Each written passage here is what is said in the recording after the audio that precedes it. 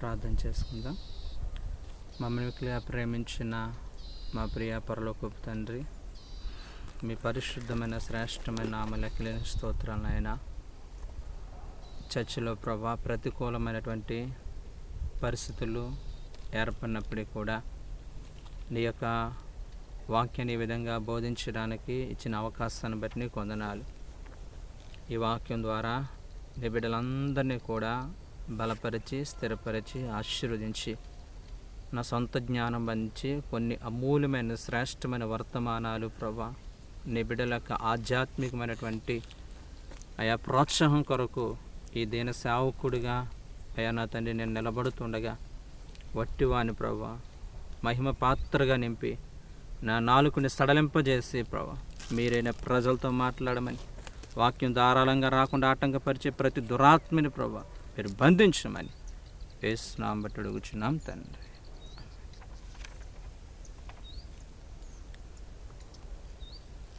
మన ప్రభువును రక్షకుడైన యేసుక్రీస్తు వారి యొక్క ప్రశస్తమైన నామంలో ఈ యొక్క వాక్యం వింటున్న నా ప్రియమైన ప్రజలందరికీ కూడా నా హృదయపూర్వకమైన వందనాలు తెలియజేస్తున్నాం.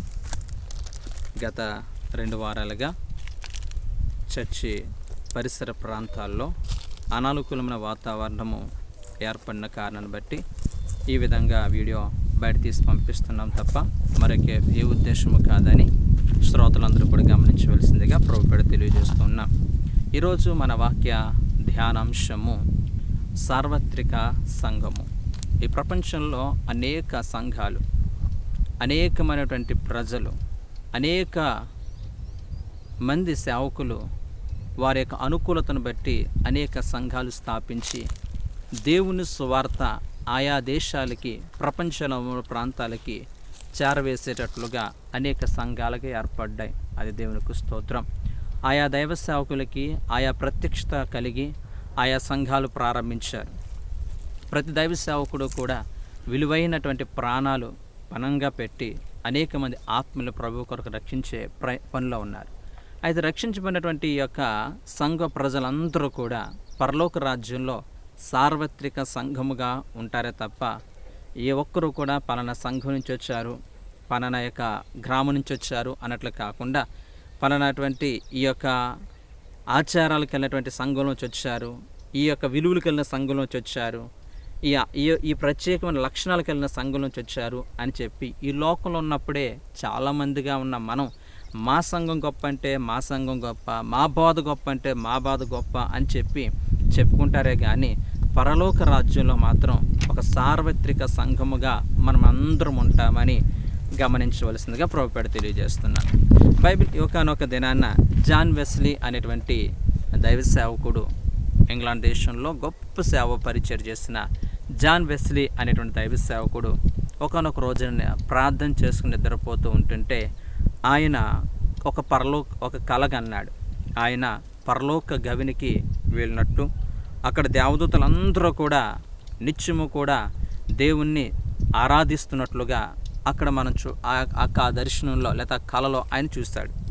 అలా ఆరాధిస్తూ లేకపోతే ఆయన గణపరుస్తూ నిత్యము కూడా స్తోత్రాలు చెల్లిస్తున్నటువంటి ఆ ప్రజలందరినీ కూడా చూసి ఈ యొక్క ప్రాంతం నుంచి వచ్చిన ప్రజలు ఎక్కడున్నారని ఆయన చూస్తూ ఉంటున్నప్పుడు అక్కడ ఈ యొక్క సార్వత్రిక సంఘములో అక్కడ ఉన్నట్లుగా భూలోకంలో ఉన్నట్లుగా ఈ సంఘం ఆ సంఘం పేరు ఈ సంఘం పేరు అన్నాడు. కానీ ప్రపంచంలో ఉన్నటువంటి క్రీస్తు రక్తం చేత కడగబడిన వాళ్ళందరూ కూడా పరలోక రాజ్యంలో ఆ సార్వత్రిక సంఘంలో ఉంటారే తప్ప పలానా సంఘం నుంచి వచ్చిన వ్యక్తి, పలానా దైవ సేవకుడి దగ్గర బాప్తిసం పొంది తీసుకుని వచ్చి రాబడిన వ్యక్తి అని చెప్పి అక్కడ ఎవరు కూడా కనిపించకుండా అందరూ కూడా సార్వత్రిక సంఘంగా అక్కడ నిలబడినప్పుడు ఆ దేవదూత చెప్పింది కదా, ఈ సార్వత్రిక సంఘములో అన్ని ప్రాంతాల నుంచి ఆయా సంఘాల్లో నుంచి క్రీస్తు రక్తం చేత కడగబడి పరిశుద్ధమైన జీవితాన్ని జీవించి ప్రభు కొరకు బ్రతికిన ప్రతి ఒక్కరూ కూడా పరలోక రాజ్యంలో ఉన్నారు అని చెప్పి ఆ దైవ సేవకుడు చూసి ఆశ్చర్యపోయినట్లుగా మనం చూడగలుగుతున్నాం. అసలు సంఘం అంటే ఏంటి? సంఘము అనగా క్రీస్తు యొక్క శరీరము అని చెప్పి బైబిల్ గ్రంథం తెలియజేయబడుతుంది. సంఘంలో ఉన్న విశ్వాసులందరూ కూడా ఎలాంటి లక్షణాలు కలిగి ఉండాలి? ఏ విధంగా సంఘంలో ఈ భూలోకంలో ఉన్నప్పుడు సంఘంలో ఉన్నటువంటి ఒక విశ్వాసి అయిన నీ పాత్ర నా పాత్ర ఏమై ఉంది, ఒక దైవ సేవకుడు అయిన నీ పాత్ర నా పాత్ర ఏమై ఉంది అనే దానికోసం ప్రతి విశ్వాసి కూడా ఈ రోజున జాగ్రత్తగా ఆలోచించవలసిన ఆవశ్యకత చాలా ఉందని దేవుని వాక్యం సెలవిస్తుంది. ఈ రోజున సంఘంలో, సార్వత్రిక సంఘంలో దేవుడు ఆశిస్తున్నది ఏంటో మనం చూద్దాం. ఫిలిప్పీయులు రాసిన పత్రిక 2వ అధ్యాయము మొదటి 2 వచనాలు, అలాగే ఎఫెసీయులకు రాసిన పత్రిక 4వ అధ్యాయము 1వ వచనాన్ని చదువుకుందాం. ఈ రెండు కూడా బహుశా సారూప్యతలకు చాలా దగ్గరగా ఉన్నట్లుగా కనిపిస్తూ ఉంటాయి. ఫిలిప్పీయులకు రాసిన పత్రిక 2వ అధ్యాయం మొదటి 2 వచనాలు చదువుకుందాం.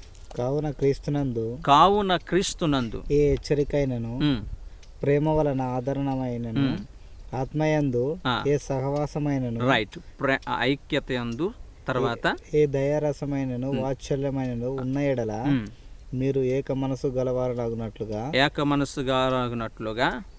ఏక ప్రేమ కలిగి ఏకభావం గలవారిగా ఉండి ఒక దాని అందే మనస్సుంచుచు నా సంతోషమును సంపూర్ణము చేయడి. రైట్, ఇదే మాట ఎఫెసీయులకు రాసిన పత్రిక 4వ అధ్యాయం మొదటి వచనంలో దీనికి సమరూపమైనటువంటి వాక్యం కూడా అపోస్తలుడైన పౌలు గారు ఎఫెసీ సంఘానికి రాస్తుంటున్నమాట. చూడండి, కాబట్టి మీరు సమాధానమును బంధము చేత ఆత్మ కలిగించు ఐక్యమును కాపాడుకొనుటయందు శ్రద్ధ కలిగిన వారై ప్రేమతో ఒకరినొకడు సహించుకొనండి.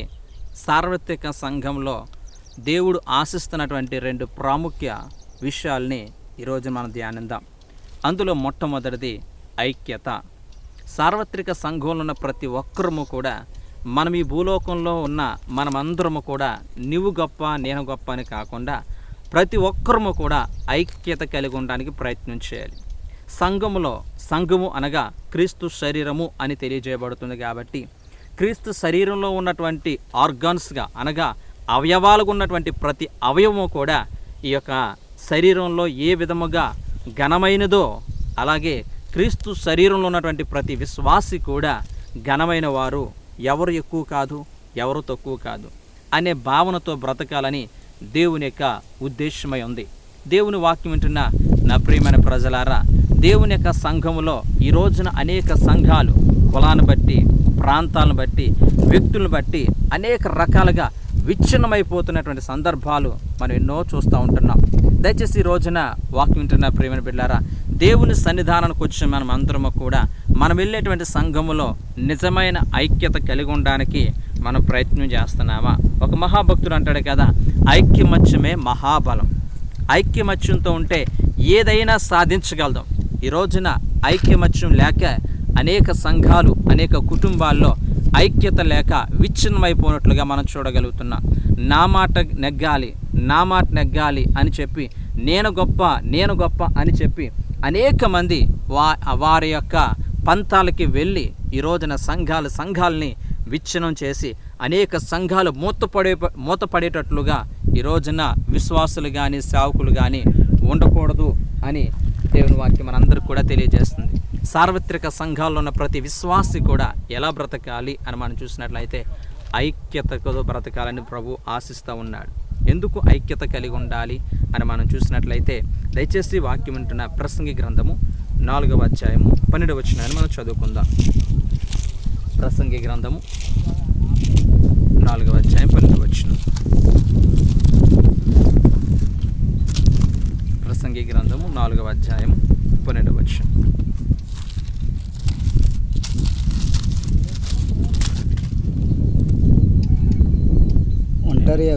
ఒంటరియగు నొకరి మీద మరి ఒకడు పడిన ఎడల ఇద్దరు కూడివారి నేదింపగలరు.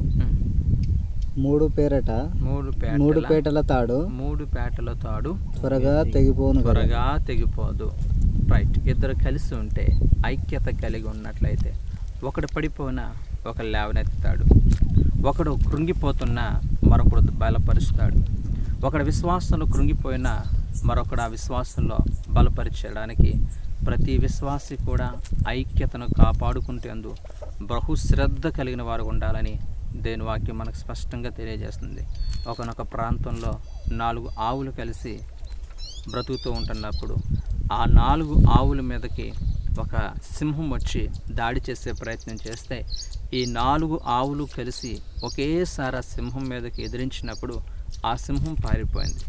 ఈ 4 ఆవులకి ఒకదాని మీద ఒకటి ఆధిపత్య పోరు వచ్చి 4 కూడా విడిపోయినప్పుడు ఈ 4 ఆవుల్ని ఈ సింహం గమనించి ఈజీగా తినివేసింది. దయచేసి ఈ రోజున శత్రువైన సాతానుడు గర్జించు సింహం వలె అనేక మందిని మృంగడానికి సకల విధాల ప్రయత్నం చేస్తున్నప్పుడు ఐక్యతను లేకపోతే సహవాసాన్ని, ప్రేమని మనం గనక కోల్పోయిన వారిగా ఎవరికి వాళ్ళు నేను నా కుటుంబం లేకపోతే నేను నా సంఘం అనేటువంటి ఐక్యతను విస్మరించేటువంటి సేవకులుగా, ఐక్యతను విస్మరించేటువంటి విశ్వాసులుగా మనం ఉన్నట్లయితే దేవుని యొక్క సన్నిధానంలో సార్వత్రిక సంఘములో నీవు నేను కూడా ఉండమేమో అన్న సంగతిని గుర్తెరగాలని దేవుని వాక్యం సెలవిస్తుంది. బైబిల్ గ్రంథంలో అనేక మంది భక్తులు ఐక్యత కలిగి ఎంతో లాభసాటి ఎన్నో గొప్ప కార్యాలు చూసినట్లుగా మనం చూడగలుగుతున్నాం. బైబిల్ గ్రంథంలో దానియేలు గ్రంథంలో మనం చూసినట్లయితే కనుక షడ్రక్, మెషక్, అబేద్నెగోలు 3వ అధ్యాయం 16వ వచనంలో షడ్రక్, మెషక్, అబేద్నెగోలకు ఒక భయంకరమైన సమస్య వచ్చింది. ఒక భయంకర విపత్తుకరమైన పరిస్థితి వచ్చింది. అటువంటి పరిస్థితుల్లో వీళ్ళ ముగ్గురు కూడా షడ్రక్, మెషక్, అబేద్నెగోలు కూడా దేవుని యొక్క సన్నిధిలో కలిసి ప్రార్థన చేసినప్పుడు గొప్ప జవాబుని దేవుని వద్ద నుంచి పొందుకున్నట్లుగా మనం చూడగలుగుతున్నాం. అలాగే దానియేలు కూడా ఒక రాజు కలభావం చెప్పడానికి, నాకు కలభావం చెప్పండి అని చెప్పి రాజు ఒక ఆజ్ఞ ఇచ్చినప్పుడు ఈ దానియేలు తనతో పాటు ఉన్న స్నేహితులందరినీ కూడా పిలిచి, ఇదిగో మన రాజ్యంలో ఉన్నటువంటి సకల శాస్త్ర విజ్ఞాన ప్రావీణ్యులతో పాటు మనము కూడా నశించిపోకున్నట్లుగా మనమందరము కూడా కలిసి ప్రార్థన చేద్దాం, దేవుని యొక్క ఉద్దేశాలను తెలుసుకుందాం అని చెప్పి వీళ్ళందరూ కూడా ఐక్యతగా కలిగి ప్రార్థన చేస్తున్నప్పుడు వాళ్ళ జీవితాల్లో ఎన్నో అద్భుతాలు, ఆశ్చర్యకార్యాలు బైబిల్ గ్రంథంలో మనం చూడగలుగుతూ ఉన్నాం. అంతేకాకుండా బైబిల్ గ్రంథంలో ఒక చక్కని మాట ఉంటుంది. 133వ కీర్తనలో మనం చూసినట్లయితే సహోదరులు ఐక్యత కలిగి ఉంటట ఎంత మేలు, ఎంత మనోహరము అని వాక్యం సెలవిస్తుంది. ఆశీర్వాదమును, శాశ్వత జీవమును అచ్చట నుండును అనే వాక్యం సెలవిస్తుంది. కాబట్టి ఈ రోజున మనం ఆశీర్వాదము, శాశ్వత జీవం పొందుకోవాలంటే సహోదరులందరూ కూడా ఐక్యత కలిగి ఉండడానికి ప్రయత్నం చేయాలి. ప్రతి విశ్వాసి కూడా ఐక్యతగా బ్రతకడానికి ప్రయత్నం చేయవలసిందిగా ప్రభుపేట తెలియజేస్తున్నాం. ఎస్తేరు గ్రంథము 4వ అధ్యాయము 16వ వచనాన్ని మనం చూసినట్లయితే కనుక ఎస్తేరు గ్రంథము 4వ అధ్యాయము 16వ వచనాన్ని మనం చూసినట్లయితే ఎస్తేరు గ్రంథము 4వ అధ్యాయం 16వ వచనం.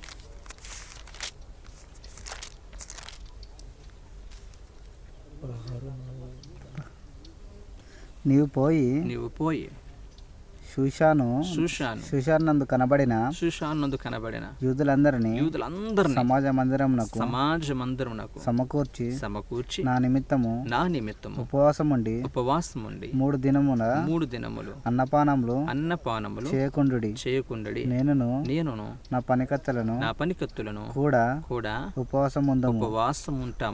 స్తోత్రం, హల్లెలూయా. ఎంత అద్భుతమైనటువంటి ఐక్యతని ఇక్కడ ఎస్తేరు కనుపరుస్తుందో మనం చూడం. మొర్దెకైని పిలిచి, మొర్దెకై మన జాతి అంతటి కూడా భయంకర విపత్తు వచ్చింది, మన జాతినే ఈ రోజున నాశనం చేయడానికి శత్రువు పన్నాగం పన్నాడు. ఇటువంటి సమయంలో ఎవరికి వారని కాకుండా ఐక్యత కలిగి, ప్రతి ఒక్కరూ కూడా ఐక్యత కలిగి ప్రేమానురాగాలతో ఈరోజు మనకు వచ్చిన విపత్తును బట్టి అందరము కూడా కలిసి ప్రార్థన చేద్దాం, ఉపవాసం ఉండి కన్నీరు విడిచి ప్రార్థన చేద్దాం అని చెప్పి మొర్దెకైకి ఆజ్ఞాపించినప్పుడు మొర్దెకై యూదా ప్రజలందరూ కూడా ఐక్యతగా సమస్య కొరకు ప్రార్థన చేయడమే కాకుండా ఎస్తేరు కూడా తనతో పాటు ఉన్న పనికెత్తలందరూ కలిసి ఐక్యతగా పనిచేస్తున్నప్పుడు దేవుని యొక్క జవాబు, అద్భుతమైనటువంటి జవాబు బైబిల్ గ్రంథంలో దేవుని యొద్ద నుంచి పొందుకోవడమే కాకుండా ఏ శత్రువు అయితే వారిని నాశనం చేయాలని పన్నాగం పన్నాడో ఆ శత్రువు నాశనం అయ్యేటట్లుగా వీళ్ళ ఐక్యత అక్కడ దోహదపడింది. ఈ రోజున వాక్యం ప్రేమ బిడ్డలారా, నీ కుటుంబ వ్యవస్థను కానీ సంఘ వ్యవస్థను కానీ ఈ రోజున ఈ ఐక్యత లేకే అనేక సాతానుడు అనేక రకాలుగా ఎవరో ఒకరిలో చొరబడి కుటుంబాలని సంఘాలని విచ్ఛిన్నం చేస్తుంటే, ఓ సంఘమా, ఓ విశ్వాసి, ఓ దైవజనమా, మనమందరము కూడా ఐక్యతను కాపాడుకున్నట్లో ప్రయాసపడేవారుగా ఉండాలి. ఈ ఐక్యతను కాపాడుకునే విషయంలో ఒకరు తగ్గినంత మాత్రాన నష్టమేమీ లేదండి. తన్ను తాను తగ్గించుకున్న వాడిని దేవుడు హెచ్చిస్తాడు, తన్ను తాను హెచ్చించుకున్న వాడిని దేవుడు తగ్గిస్తాడు. ఐక్యతను కాపాడుకునే విషయంలో మనం తగ్గినంత మాత్రాన నేను ప్రకటిస్తున్న జీవంగల దేవుడు నిన్ను గణపరుస్తాడు అనే సంగతిని మర్చిపోవద్దు అని దేవుని వాక్యం సెలవిస్తూ ఉంది. కాబట్టి అంతేకాకుండా దేవుని వాక్యం ప్రేమ బిడ్డలారా, బైబిల్ గ్రంథంలో మనకు అద్భుతమైనటువంటి ఒక మాట కనిపిస్తూ ఉంటుంది.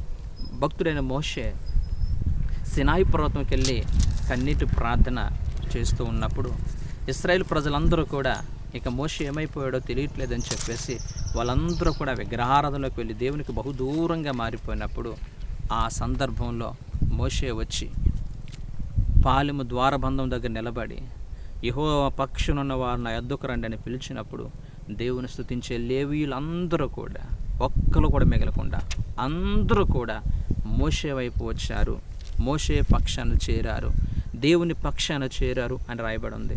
దేని వాక్యం ప్రేమ బిడ్డలారా, లేవీయులు అందరూ, కొందరు కాదండి, ఐక్యత, ప్రేమ మనమందరము కూడా కలిగి ఉన్నప్పుడు ఈ రోజున సంఘాల్లో అభివృద్ధిని చూడగలుగుతాం.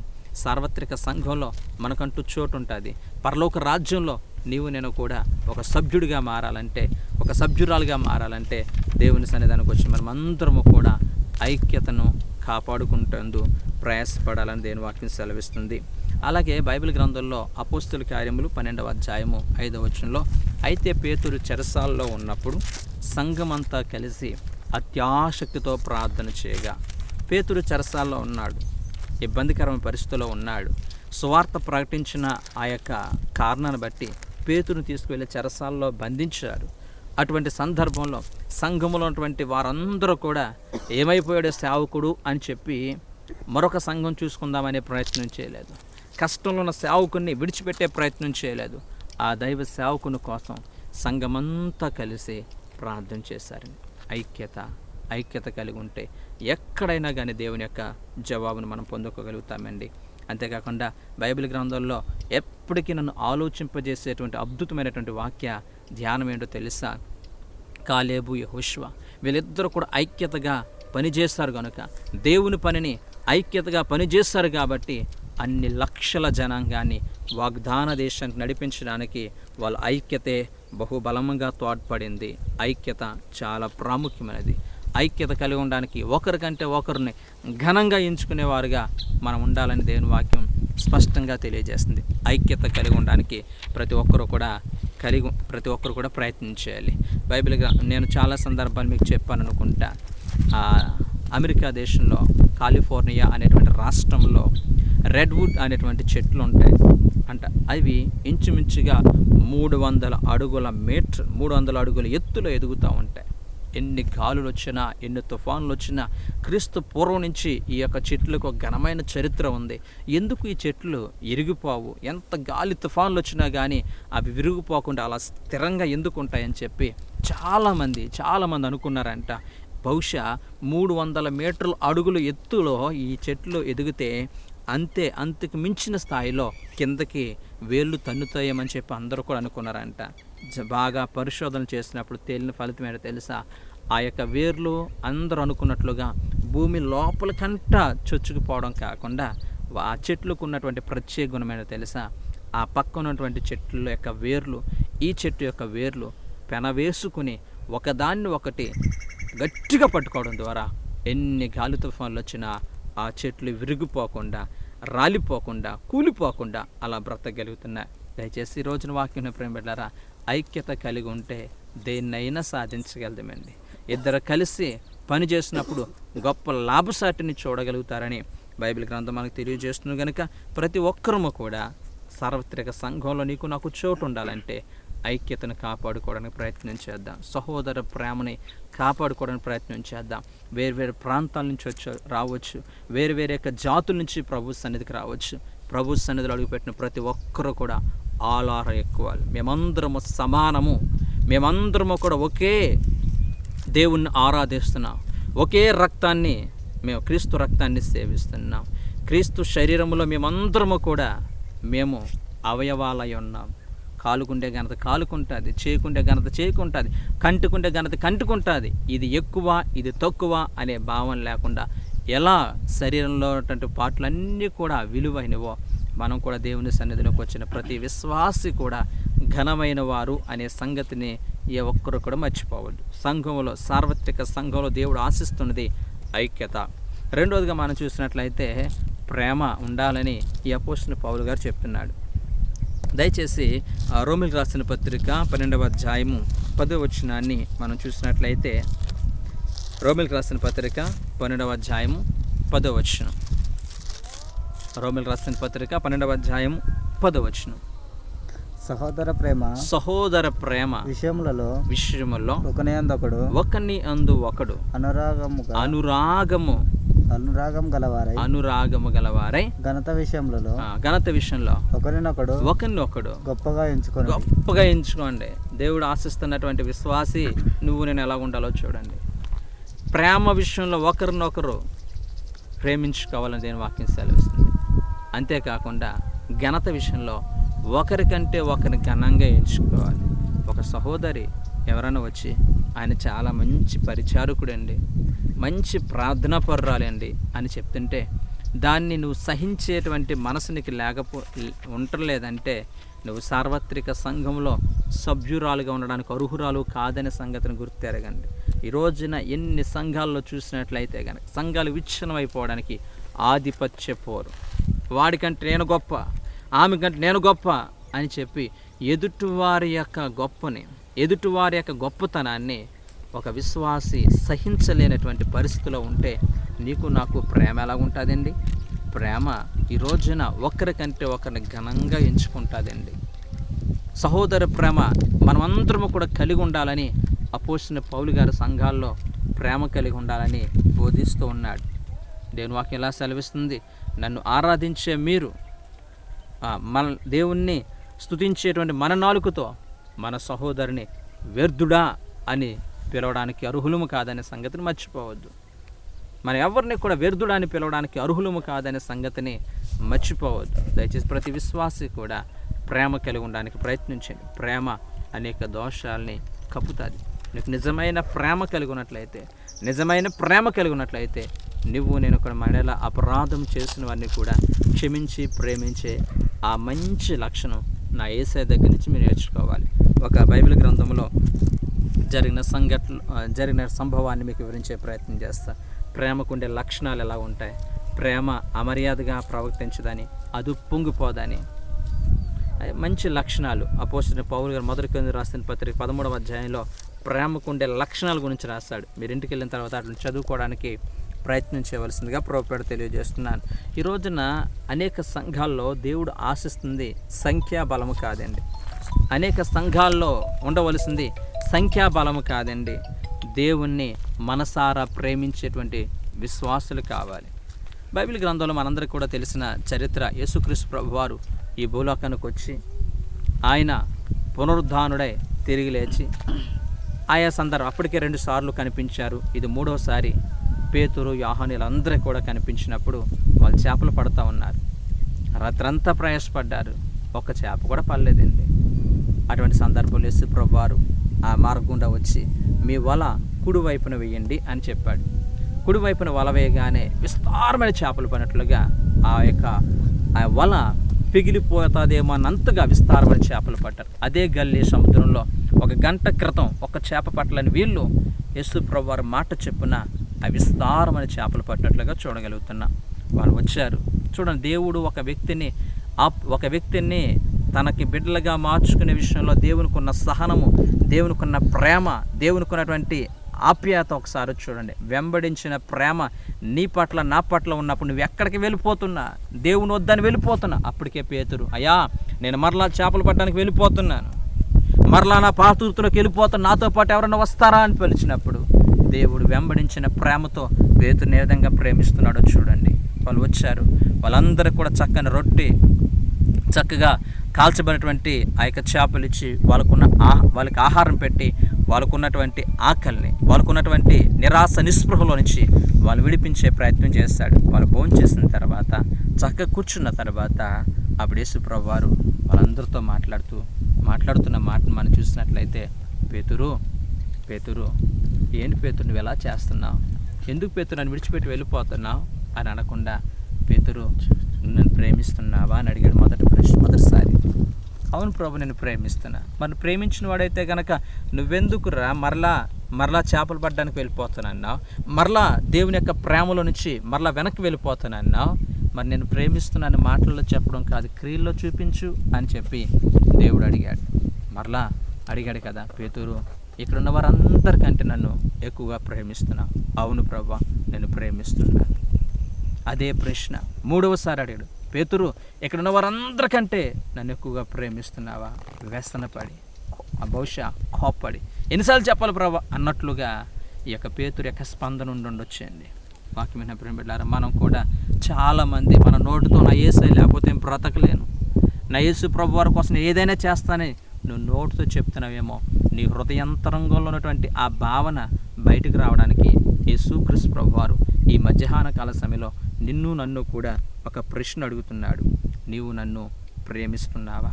యోహాను శుభవార్త 21వ అధ్యాయం 15వ వచనంలో, పేతురు ఇక్కడ ఉన్న వారందరికంటే నువ్వు నన్ను ఎక్కువగా ప్రేమిస్తున్నావా? మనసారా ప్రేమిస్తున్నావా? ఒక వ్యక్తి మనసారా ప్రేమించే వ్యక్తికి, దేవుణ్ణి ప్రేమించే వ్యక్తికి అంటే 3 ప్రాముఖ్యమైన లక్షణాలు ఒక్కొక్కటో చూద్దాం. మొదట చూసినట్లయితే, దేవుడు పేతురుని ప్రశ్నించిన విధంగా నిన్ను నన్ను కూడా ప్రశ్నిస్తే మన జవాబు ఏమై ఉంటుందో ఒకసారి ఆలోచించే ప్రయత్నం చేద్దాం. క్రీస్తును వెంబడించుట్లో పరీక్ష. చాలామంది నాకు రోగం తగ్గిపోతానో, లేకపోతే దేవుని మందిరం రాకపోతే నాకు కష్టాలు వచ్చేస్తాయోనో, లేకపోతే అంటే దేవుని మందిరానికి వెళ్ళకలేని కారణాన్ని బట్టి నాకు అప్పులు కూరుకుపోతున్నానని చెప్పి భయము చేత దేవుని యొద్దకి రావాలని దేవుడు ఆశపడతలేదండి. దేవుడు ఆశపడేది ఎలా అని మనం చూసినట్లయితే, ఆయన వెంబడించేవారు మనస్ఫూర్తిగా వెంబడించేవారు ఉండాలి. కానీ ఏదో భయము చేతనో, భీతు చేతనో, నాకు దేవుని మందిరానికి వెళ్ళకపోతే ఏదన్నా జరిగిపోద్దని భయము చేతనో ప్రభు యొద్దకు రావాలని ఆశపడతలేదండి. దేవుడు ఆశిస్తుంది ఆయన్ని మనస్ఫూర్తిగా దేవుని వెంబడించాలని దేవుడు కోరుకుంటున్నాడు. భయము చేత ప్రజలను రప్పించుకోవాలని దేవుడు ఆశపడతాడు. నాకు కూడా ఆయా సందర్భాల వాక్యం ధ్యానించినప్పుడు, సేవ చేస్తున్నప్పుడు అనిపిస్తుంది, దేవాతి దేవుడు ఈ ప్రపంచాన్ని అంతా ఒక్కసారి మార్చేసుకోవచ్చు కదా అనిపిస్తూ ఉంటుంది. దేవుడు ఎప్పుడు కూడా పొర్రపాటును కూడా బలవంతంగా తన బిడ్డలుగా మార్చుకోవడానికి ఇష్టపడండి. ప్రతి ఒక్కరు కూడా హృదయపూర్వకంగా దేవుని వద్దకు రావాలని, మనస్ఫూర్తిగా ఆయన వెంబడించాలని, మనస్ఫూర్తిగా ఆయన వద్దకు రావాలని దేవుడు ఆశపడుతున్నాడే తప్ప భీతి చేతనో, భయము చేతనో దేవుని వద్దకు రావాలని దేవుడు ఆశపడతలేదు. ఈ రోజున దేవుని వాక్యం వింటున్న ప్రేమ బిడ్డలారా, పేతురుని ఏ సిద్ధాంతాలని అనుసరిస్తున్నా, ఏ ఆచారాలు ఉన్నాయి, ఏ విశ్వాసం, ఏ వేదాంతంతో నువ్వు అని అడగలేదండి. పేతురుని దేవుడు అడిగింది, పేతురు నన్ను ప్రేమిస్తున్నావా? ప్రేమిస్తే నన్ను వెంబడించు, నా గొర్రెలను కాయి. దయచేసి ఈ రోజున వాక్యం ప్రేమ బిడ్డలారా, నువ్వు కూడా నేను కూడా దేవుని వెంబడించే విషయంలో మనస్ఫూర్తిగా దేవుని వెంబడిస్తున్నావా? హృదయపూర్వకంగా దేవుని వెంబడిస్తున్నావా? లేకపోతే నీకేదో మేలు జరగదని, లేకపోతే నీకేదో కీడు జరిగిపోద్దని భయముతో లేకపోతే భీతితో దేవుని వద్దకు వస్తే దేవుడు ఇష్టపడ్డండి. హృదయపూర్వకంగా రావాలండి. హృదయపూర్వకంగా రావడం అంటే తెలుసా? వెంబడించిన ప్రేమ కలిగినటువంటి మగ్దలేని మరియా యేసు ప్రభువుని వెంబడించే విషయంలో ఎన్ని అవమానాలు వచ్చినా, ఎన్ని నిందలు వచ్చినా, ఎంతమంది ఎన్ని రోధించినా నా ప్రభు కోసం బతుకుతా, నా ప్రభు కోసం చనిపోతా. దీన్ని ఏమంటారు తెలుసా? వెంబడించిన ప్రేమ. బలవంత ప్రేమ కాదండి, భీతి చేత కలిగిన ప్రేమ కాదు. ఎవరో ఏదో అంటారని చెప్పి మనుషుల కోసం నటించే ప్రేమ కాదండి. దేవుణ్ణి ప్రేమించే ప్రతి విశ్వాసి కూడా మనస్ఫూర్తిగా ఆయన వెంబడించాలని దేవుడు ఆశపడుతున్నాడు. రెండవదిగా, నువ్వు దేవుణ్ణి ప్రేమిస్తున్నావు అని చెప్పడానికి దేవుడు నీ దగ్గర నుంచి, నా దగ్గర నుంచి ఆశిస్తున్నది ప్రాముఖ్య విషయం ఏంటో తెలుసా? దేవుణ్ణి మనస్ఫూర్తిగా మనం ప్రేమిస్తే మనకు తెలియకుండానే మనలో మార్పు వచ్చేస్తుంది. మారు మనసును కూర్చున్న పరీక్ష ప్రేమ ద్వారానే సాధ్యం. నిజంగా మనం దేవుణ్ణి నిజంగా ప్రేమిస్తే ఎవరు కూడా నీకు చెప్పక్కర్లేదు, ఇది తప్పు, ఇది కరెక్టు, ఈ మాట అనకూడదు, ఈ మాట అనొచ్చు, దేవుని కోసం ఇలా బ్రతకూడదు, ఇలా బ్రతక. ఇవన్నీ కూడా ఎవరో నిన్ను వెనకాలండి చెప్తే కాదండి, నీకు నీవుగానే మనస్ఫూర్తిగా నేను ఆయన్ని ప్రేమిస్తున్నా, నేను ఆయన ప్రేమిస్తున్నాను కాబట్టి ఆయన ఇష్టాలకు అనుకూలంగా నేను మారాలి. నాకు ఆయన అంటే ఇష్టం కాబట్టి నాకు ఆయనకి ఏది ఇష్టమో అది చేయాలి. ఈ రోజున చాలామంది భార్యలు వాళ్ళ యొక్క ఇష్టాలని భర్తల కోసం మార్చుకుంటారు. చాలామంది భర్తలు వాళ్ళ యొక్క ఇష్టాలని భార్యల కోసం మార్చుకుంటారు. ఎందుకో తెలుసా? వారు తన భార్యను లేదా వాళ్ళు తన భర్తని ప్రేమిస్తున్నారు కనుక. ఈ వాక్యాన్ని మనం జాగ్రత్తగా ఆలోచిస్తే, యేసు ప్రభువారిని నువ్వు ప్రేమించేవాడుగా నువ్వు ఈ మధ్యాహ్న కాలసన ఉన్నానని చెప్తే, నా ప్రభు కోసం నువ్వు ఎన్ని మార్చుకున్నా నీ జీవితంలో. ఎవరో నీకు చెప్పాలా ఇలా మాట్లాడకూడదు, నీకు తప్పు అని. ఎవరో చెప్పాలా నువ్వు ఎలా బ్రతకూడదని చెప్పి నువ్వు యేసు ప్రభువారిని నిజంగా ప్రేమిస్తే, ప్రేమించిన వారిని ఎవ్వరు కూడా బాధ పెట్టాలని చూడండి. అవసరమైతే నేను నష్టపోయిన పర్లేదు, నేను ప్రేమించిన వ్యక్తి సంతోషంగా. ఇది అగాపె ప్రేమ, ఇది దేవుని యొక్క ప్రేమ. ఎందుకు ఇది ఆశిస్తున్నాడో తెలుసా? దేవుడు నిన్ను నన్ను కూడా మనస్ఫూర్తిగా ప్రేమించాడు. నిన్ను నన్ను కూడా మనస్ఫూర్తిగా ప్రేమించాడు గనుకనే నువ్వు నేను కూడా దేవుని ఎడల కలిగి ఉన్నటువంటి ఈ యొక్క సత్సంబంధముతో ప్రతి ఒక్కరూ కూడా హృదయంలో, నా హృదయ లోగిట్లో నా రాజు ఆయనే, ఆయన తప్ప నాకు ఎవరికి కూడా నా హృదయంలో చోటు లేదు అన్న స్థాయికి ప్రతి విశ్వాసి వస్తే సార్వత్రిక సంఘంలో నీకు నాకు చోటు ఉంటుందనే సంగతిని మర్చిపోవద్దు. ఈ రోజున మాటల్లోనేమో హృదయపూర్వకంగా నా మనసంతా నీ కోసమే అని చెప్పేసి మనం పాటలు పాడుతున్నాం. మన మనసులో ఎంతమందిని దాచుకుంటున్నామో, మన మనసులో ఎన్ని దేవునికి ఇష్టం లేని దాచుకుంటున్నామో ఈ రోజున ప్రభు నీతో నాతో మాట్లాడుతూ ఉన్నాడు. దయచేసి ప్రతి విశ్వాసి కూడా దేవుణ్ణి ప్రేమిస్తే ఆటోమేటిక్గా వ్యర్థమైన వాటన్నిటిని కూడా ఎవరో చెప్పకుండానే ఇది తప్పు, ఇది దేవునికి ఇష్టం లేదు, ఇది తప్పు, నేను దేవునికి ఇష్టంగా బ్రతకనని చెప్పి ఒక్కొక్కటి తెలియకుండానే విడిచిపెట్టేస్తాం. ఇది దేవుణ్ణి ప్రేమించడం అంటే.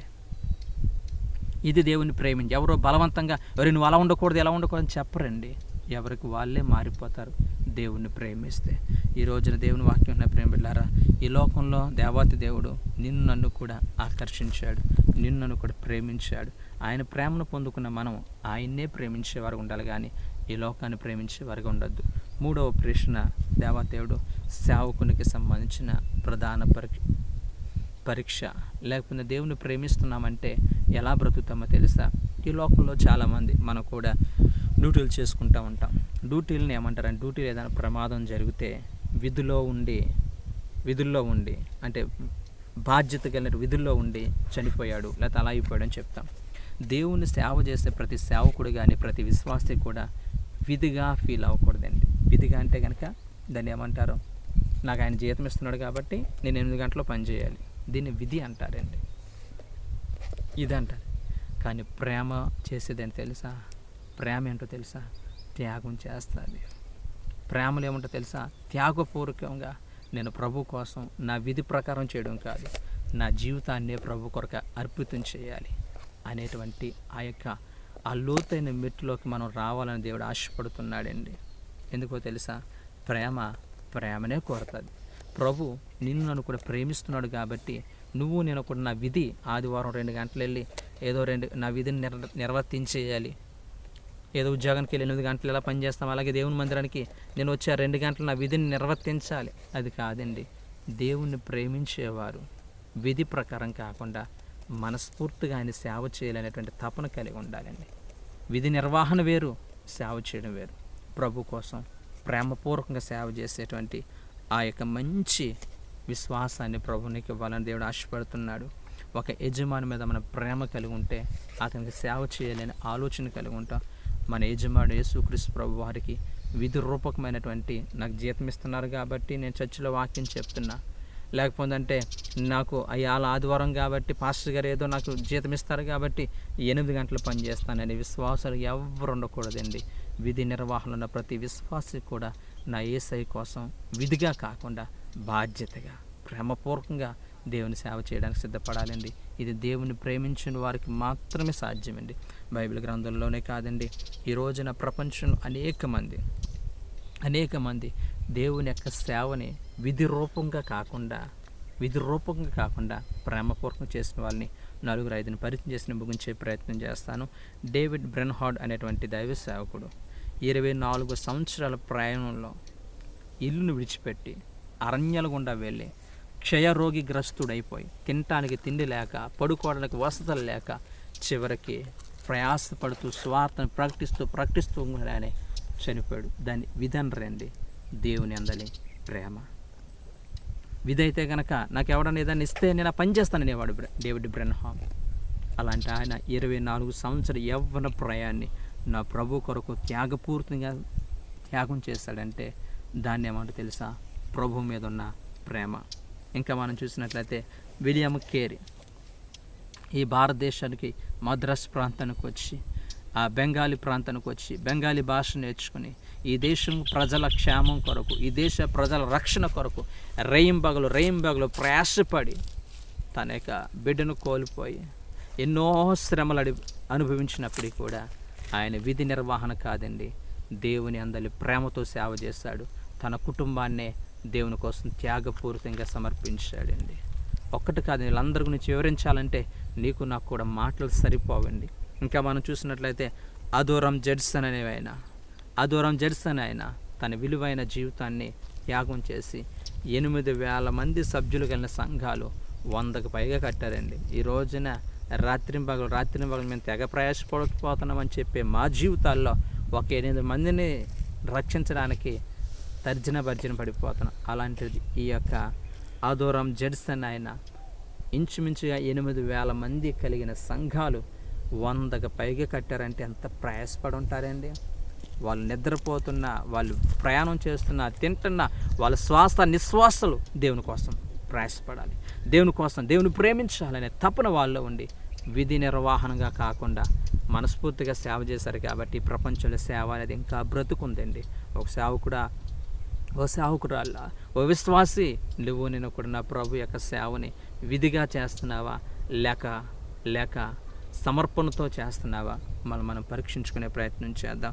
డేవిడ్ లివింగ్స్టన్ అనేటువంటి దైవ సేవకుడు కూడా సౌత్ ఆఫ్రికా అనేటువంటి దేశంలో అరణ్యంలో దేవుని కోసం బలమైన సేవ చేసి ఆయన ప్రభు కోసం చనిపోయినట్లుగా మనం చూడగలుగుతున్నాం.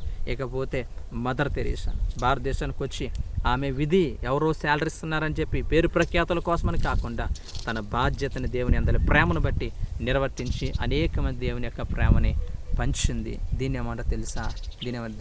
దేవుని పట్ల ప్రేమతో కూడినటువంటి సేవ. మరి నువ్వు నేను ఏం చేస్తున్నావో ఆలోచించుకుందాం. దేవుడు మనందరినీ కూడా ఈ వాక్యం ద్వారా ఆదరించి ధైర్యపరిచి సార్వత్రిక సంఘంలో ఉండవలసినటువంటి ఆ నిజమైన ఐక్యత, రెండోది నిజమైన ప్రేమ, దేవుని ప్రేమించే విషయంలో శక్తి లోపం లేకుండా బ్రతికినంతకాలం నమ్మకమైన సేవ చేద్దాం. దేవుడి మాటల ద్వారా మనందరినీ కూడా దీవించునుగాక. ప్రార్థన చేసుకుందాం. మహాపరిశుద్ధుడ, ప్రేమగల మా తండ్రి, ఈ ప్రపంచంలో మా సంఘం గొప్ప అని చెప్పి కొట్టుమిట్లాడిపోతున్న ఈ ప్రజలతో ఈ రోజున మాతో మాట్లాడిన ప్రతి మాటను బట్టి నీకు సార్వత్రిక సంఘాల్లో ఉన్నటువంటి విశ్వాసులు కానీ సేవకుడు కానీ ఐక్యత కలిగి ఉండడానికి ప్రయాసపడాలని, రెండోదిగా నిన్ను మనస్ఫూర్తిగా ప్రేమించి నిన్ను వెంబడించాలని, మా బ్రతుకులు మార్చుకుని మారు మనసు పొందాలని, మూడోదిగా ప్రభువా అయా సేవ చేయడానికి మమ్మల్ని సమర్పించుకోవాలని నీ వాక్యం ద్వారా మాతో మాట్లాడిన ప్రతి మాటలు మా హృదయమైన పలక మీద రాసుకుని దాని ప్రకారం జీవించే గొప్ప ధన్యతనిమ్మని, వాక్యమైన ప్రతి ఒక్కరూ కూడా నేను మనస్ఫూర్తిగా వెంబడించేటువంటి ప్రేమతో బ్రతకడానికి కావలసిన కృప దయచేయమని యేసు నామమున అడుగుచున్నాం తండ్రి.